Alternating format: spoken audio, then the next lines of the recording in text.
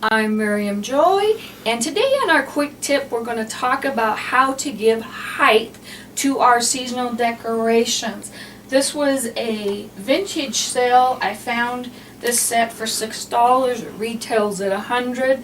We paid more for the box probably than anything, so that was wonderful. But the chalk boards with the cathedral look to them are really popular right now, and just putting them behind them and bringing them in to your decorations, your seasonal decorations, just really extends that height so you don't have this huge blank area with nothing going on. And these are really great because you can change them for all of the seasonal holidays.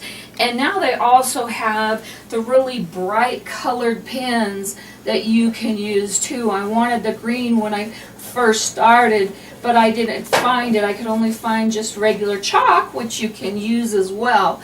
But now, after this is done, I can take this all out, put it up, put hearts, and write Happy Valentine's Day, Easter, all of your holidays. You could even do this for a birthday, but it just brings that height in that just makes the setting so much better, and it just feels like you filled up that space. So that is our quick tip from Miriam Joy today.